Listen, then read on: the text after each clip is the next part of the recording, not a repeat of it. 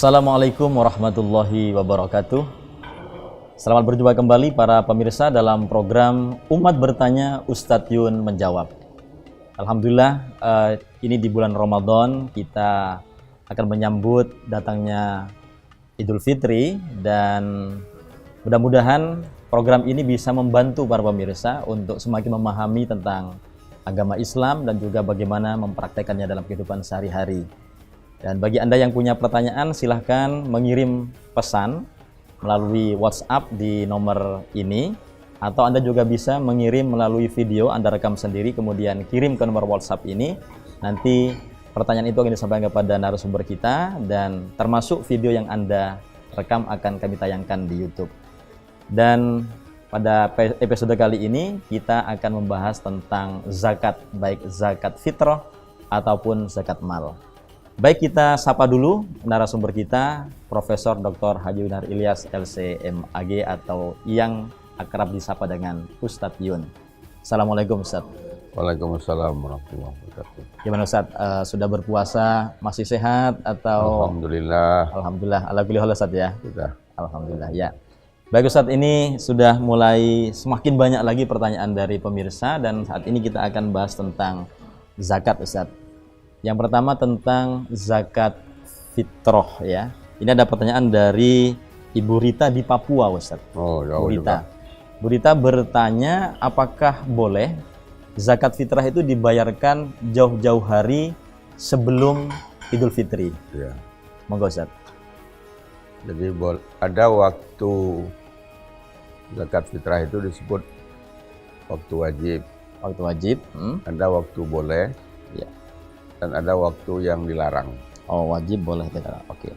Kalau yang wajib itu apabila hari terakhir Ramadan. Kalau tahun ini kan 30. Ya. Tanggal 30 masuk maghrib. Ya. Itu sudah wajib. Berarti 30 sore Ustadz ya? Ya, 30 sore ketika matahari terbenam. Ya. Itu waktu wajib. Waktu wajib. Itu wajib. Kalau sudah mulai sholat Id, habis sholat Id waktu terlarang. Oh, ya. Jadi bayarnya itu wajibnya maghrib. Artinya apa? Misalnya dia meninggal tanggal 29 tidak wajib fitrah. Oh gitu. Tapi kalau dia masih hidup tanggal 30 maghrib, meninggal isya, itu wajib bayar zakat. Oke. Nanti kalau sudah sholat, tidak ada lagi zakat fitrah. Nah, waktu bolehnya sebelum itu. Sebelum sholat. Tanggal 30 itu waktu boleh. Waktu boleh, iya, iya. Jadi sekarang sudah boleh. Boleh. Kemarin, lebih awal boleh. Tapi sudah masuk bulan Ramadan Ustaz ya? Iya, masuk bulan Ramadan, waktu boleh. Jadi kan ditanya tadi boleh di awal, boleh. Ya. Jadi namanya waktu boleh. Ya. Sebelum akhir Ramadan boleh. Ya. Tanggal 29, 28, 25. Sampai tanggal 1 Ramadan. Nah, kemudian waktu wajib setelah malam akhir Ramadan sampai sholat Id, itu wajib. Berarti malam takbiran lah kita Ustaz ya? Nah, itu wajib itu. Wajib ya. Jadi dihitung begitu itu untuk menentukan kalau ada yang meninggal, ada yang lahir. Jadi misalnya dia lahir sebelum sholat Id, itu wajib bayar zakat fitrah. Oke. Ya, tapi kalau lahir setelah sholat Id, tidak wajib. Tidak wajib. Wajibnya tahun depannya. Ya, tahun depan. Iya. Berarti batas akhir membayar zakat fitrah pas mau sholat. Pas mau sholat Idul Fitri itu Ustaz ya. Nah, tetapi begini, biar mudah. Belum tentu orang bisa menyalurkan langsung. Iya. Jadi serahkanlah kepada amil. Ya. Amil zakat itu mewakili dua-duanya. Dia mewakili muzakinya dan mewakili mustahik. Ya. Jadi kita datang ke amil. Ini zakat fitrah saya. Ya. Oleh amil belum sempat dibagi sebelum sholat Id. Ya. Sebagian dibagi setelah sholat Id, itu sah. Tetap sah Ustaz ya? Tetap sah, karena amil sudah mewakili orang penerima miskin. Zakat. Ya, dia. Jadi kalau zakat kita udah sampai ke amil, berarti udah sampai kepada orang miskin. Ya. Sehingga ada pertanyaan misalkan. Ini pertanyaan sering dari takmir atau dari amil. Ya. Orang sebelum sholat Id masih ngantarkan beras. Kapan kita baginya? Ya. Nah, katanya kalau setelah sholat Id tidak sah. Ya. Asal diterima oleh amil sebelum sholat Id sah. Sah. Walaupun membaginya setelah sholat Id. Karena amil telah mewakili mustahik. Ya. Dia sekaligus mewakili muzaki. Ya. Oke. Ya. Baik. Pertanyaan yang juga sering muncul, Ustadz, kalau kita membayar zakat fitrah, itu harus berwujud makanan pokok kalau kita beras begitu, atau boleh dalam wujud uang begitu? Jadi zakat fitrah itu pada prinsipnya memberi makan. Memberi makan ya Rasulullah prinsipnya. tidak ingin ada orang di Idul Fitri itu tidak makan. Dalam keadaan lapar begitu. Oleh sebab itu dia berfungsi sebagai tu'matun lil masakin, memberi makan untuk orang miskin. Ya. Tuhratul lisaimin, mensucikan puasa. Berpuasa. Nah, kalau kita beri makanan atau bahan makanan, kalau di zaman Nabi kan korma, gandum. Kalau kita di sini beras, ya. 2,5 kilogram. Bisa kita serahkan dalam bentuk venturanya, barangnya, beras. Ya. Tapi misalnya karena ada alasan teknis, kita serahkan uang, nanti mereka yang beli juga boleh. Kayak misalnya dia tinggal di luar negeri, di Amerika, dia transfer dana zakat fitrah boleh. Boleh. Ya. Tapi nanti kalau pas untuk dibagikan kepada orang miskin itu Ya, bisa harus dua. Bisa dua, tetap bisa ya. Amilnya uangnya itu dibelikan beras, berasnya dibagi. Ya. Atau Wujud uang. kasihkan uang langsung biar dia bisa beli lauk pauk. Tidak beras semuanya Nah, beras begitu. semua dimakan. Nanti dia beli lauknya, dia jual lagi beras itu. Ya, anu aja fleksibel. Fleksibel ya. Jadi tidak Kalau di usah rumahnya dipersulit. udah banyak beras, ya mungkin ada sebagian kasih uang. Ya. Dia biar beli lauknya. Ya. Juga pertanyaan nih, Ustadz, kalau sebagai amil begitu, biasanya kalau di masyarakat kita kan dibentuk, kalau di kampung-kampung itu kan di takmir masjid, Ustadz ya, itu mereka sejauh mana berhak mendapatkan bagian dari zakat fitrah itu? Amil itu, amil zakat, baik zakat fitrah ataupun zakat mal itu berbeda. Kalau zakat fitrah, amilnya nggak dapat. Nggak dapat ya? Enggak, zakat fitrah itu hanya untuk orang miskin. Khusus orang miskin kalau zakat Orang fitrah. miskin saja. Nggak berlaku asnaf yang 8 itu nggak berlaku. Oh zakat gitu fitrah. ya. Karena yang populer ini Jadi asnaf 8 itu. misalnya kasih sama Pak Kiai, Ya. itu syaratnya Pak Kiainya harus miskin. Oh begitu ya. Kalau Pak Kiainya sugih, kaya, nggak boleh. Nggak boleh Ustadz ya. Kasih sama Ustadz, nggak boleh. Nggak boleh. Harus diberikan kepada orang miskin. Satu aja, Fakir miskin Ustadz ya. miskin saja. Miskin saja. Kalau fakir kan sudah lebih dari miskin. Oh iya. Miskin saja. Tapi kalau zakat mal, Ya. baru berlaku asnafnya. Nah, salah satu asnaf itu adalah amil. Amil. Siapa itu amil? Pekerja profesional full time mengurusi zakat itu amil. Oh gitu. Jadi dia Sepanjang nggak tahun pegawai. Ustadz, Ya profesional, full time. Iya iya. Jadi kalau takmir masjid, umumkan di masjid, takmir menerima zakat. Iya. Itu takmir itu bukan amil. Bukan amil ya. Dia cuma sukarelawan, Iya. membantu. Iya. Kalau amil dia kayak orang kerja. Hmm. Jadi kalau dikasih jam kerja ya 8 jam satu hari, Iya. itu kerja amil. Dia mengelolanya, mencatatnya, menyalurkannya. Nah, kalau amil seperti itu berhak dapat 1/8. Iya. Oke. Maksimal 1/8. 1/8. Jadi Sekali lagi itu amil- catatannya amil profesional Ustadz ya. amil profesional dan full time. Nah, kalau praktik di masyarakat sekarang kadang-kadang kan ada takmir membuka penerimaan ya zakat fitrah itu misalnya 2 hari terakhir ketika berpuasa, dan itu kan ada petugas-petugas Ustadz yang bertugas katakan di sekretariat takmir itu mulai katakan jam 9 pagi sampai jam 4 sore, bahkan di hari kedua bisa sampai malam itu. itu apa tidak berhak sedikit pun dapat Ustaz? Dibayar oleh masjid lah. Oleh masjid ya, tidak boleh diambilkan dari zakat itu. Enggak bisa. Zakat fitrah itu untuk orang miskin, bukan untuk pengurus masjid. Sehingga ketika zakat itu terkumpul, Ustaz, semuanya harus diserahkan, Ustaz ya. Tidak boleh sebagian untuk misalnya pembangunan dan sebagainya. Tidak boleh. Nggak boleh. Iya. Untuk pembangunan, untuk kas masjid, tidak boleh, semua untuk orang miskin. Iya. Dan kalau ada pegawai yang ngurusi, ya dibayarlah. Oleh takmir ya. Oleh takmir, carikan dananya sendiri. Di luar itulah gitu ya. Ada anggaran khusus di luar dari zakat. Kayak korban lah ya. Iya. Untuk tukang sembelih cari ikan sendiri, jangan diambilkan dari dagingnya. Iya. Kayaknya kurang nanti. Iya. Untuk pendistribusian zakatnya, Ustaz, itu kan kadang-kadang ada daerah tertentu yang katakan kalau banyak masyarakat yang menyerahkan zakat itu kan akhirnya terkumpul banyak. Sementara mungkin penerima zakatnya yang masuk miskin tadi katakan kalau sudah dibagikan sudah dapat banyak. Apakah boleh diserahkan ke wilayah lain yang membutuhkan? Boleh ya. Boleh.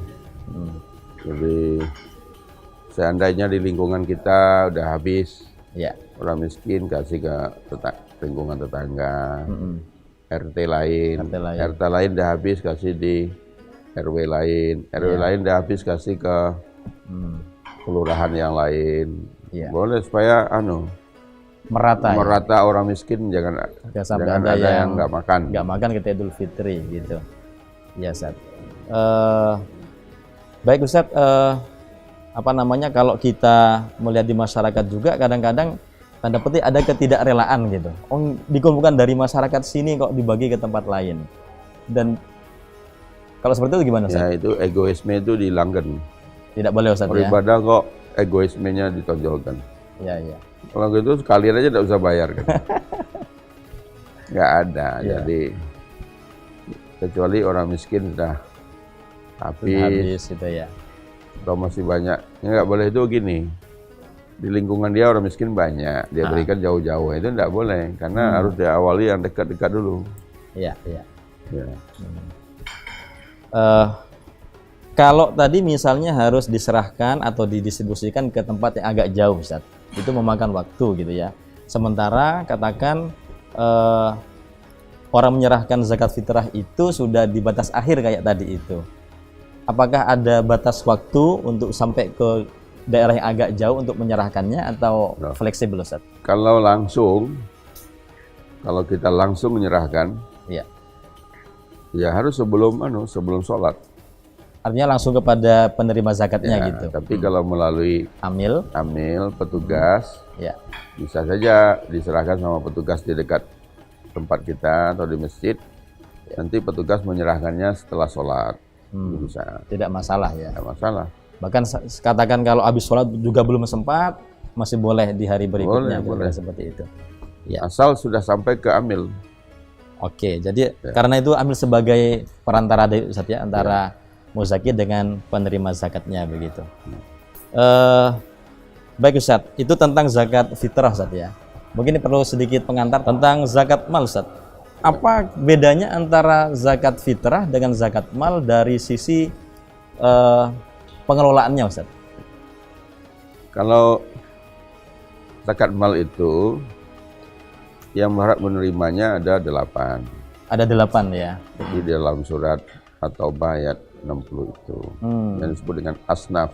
Oke. Yang 8. Jadi fakir, miskin, amil zakat, orang yang berhutang untuk fisabilillah, kemudian ibnu sabil, ya, jadi bisa dibaca itu ada 8 itu.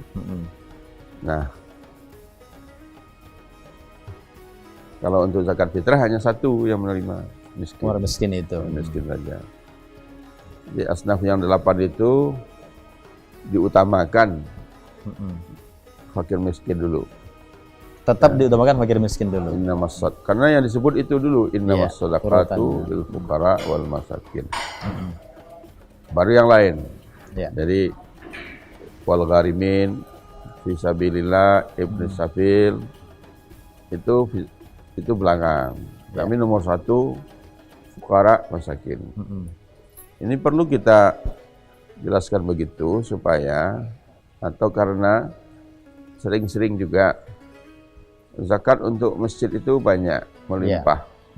Tapi tetangga-tetangga masjid yang miskin banyak juga. Nggak dibantu. Nah gitu. Iya. Jadi kalau memang semua mau dikasih ya dibagi aja. Tapi kalau zakatnya tidak banyak yang mau dikelola, utamakan untuk fakir miskin dulu. Iya. Nah, fakir itu orang yang tidak punya pendapatan tapi ada pengeluaran, itu fakir. Tidak punya pendapatan tapi ada pengeluaran. Ya, itu fakir. Tidak harus orang cacat, orang nggak mampu jalan, buta, enggak harus. Ya. Bisa saja sehat walafiat, tapi sudah cari kerja mana-mana nggak dapat. Pengangguran gitu ya. Pengangguran, nah itu fakir. Fakir. Kalau miskin orang yang punya pendapatan tapi tidak cukup untuk biaya kebutuhan pokok. Ya. Nah, kebutuhan pokok. Ya. Itu orang miskin. Kemudian amil yang bekerja profesional full time mengurusi zakat. Ya. Amil. Orang berhutang untuk kepentingan pokok. Kepentingan pokok. Jadi kalau hutang beli mall, beli hotel enggak. Beli mobil gitu. Misalkan beli rumah, tipe RSSS itu ya. Beli motor itu masuk boleh. Pokok Ustaz ya. Pokok itu. Jadi boleh dapat. Kalau cuma sepeda motor boleh. Iya. Untuk makan, nah itu. Kemudian Ibnu Sabil itu orang kaya atau miskin, tidak penting, tapi dia dalam perjalanan dan kehabisan biaya. Kehabisan bekal gitu ya. Kehabisan bekal. Atau mungkin dompetnya hilang, ATM-nya hilang. Nah itu diberi zakat Ibnu Sabil namanya. Ya. Kalau fisabilillah itu lebih luas. Kalau awal-awal dulu para fuqaha memahami fisabilillah itu untuk perang. Untuk perang. Tapi kemudian diperluas. Semua perbuatan baik termasuk fisabilillah. Termasuk untuk pendidikan, pesantren, beasiswa, bangun pesantren, bangun jalan, yatim piatu gitu. Ya itu semua masuk fisabilillah. Jadi sekarang itu fisabilillah itu lebih luas. Ya. Tidak hanya untuk kepentingan perang aja. Ya. Jadi peruntukan antara zakat fitrah dengan zakat mal itu lebih luas untuk zakat malnya Ustaz ya. Karena zakat fitrah tadi khusus bagi orang miskin bahkan amil pun tidak berhak. Ya, kecuali amil yang profesional begitu. Kalau untuk zakat fitrah enggak. Tetap tidak boleh Ustaz ya. Ya, sudah jelaskan tadi kalau zakat fitrah amilnya enggak dapat. Tidak dapat. Kecuali kalau amilnya orang miskin baru dapat. Iya, sudah amil miskin dapat sebagai orang miskinnya Ustaz ya. Tetapi kalau untuk zakat mal dia bisa untuk 8 asnaf yang tadi dijelaskan Ustaz tadi itu. Baik Ustaz, itu kira-kira yang bisa kita diskusikan untuk terkait dengan zakat fitrah, tentang pengelolaan waktu dan sebagainya, termasuk siapa-siapa yang berhak menerimanya. Mudah-mudahan bisa difahami dengan baik oleh kita semuanya dan insya Allah bisa dilaksanakan dalam kita mengumpulkan zakat fitrah di masyarakat dan bagaimana cara menyalurkannya. Demikian pemirsa, sekali lagi kalau Anda punya pertanyaan silahkan kirim pertanyaan Anda lewat pesan WhatsApp dan kirim ke nomor di bawah ini, atau juga lewat video dengan cara menulis atau menyebutkan nama, kemudian alamat asal kotanya dan juga pertanyaannya. Sampai bertemu dalam episode berikutnya. Akhirul kalam, assalamualaikum warahmatullahi wabarakatuh.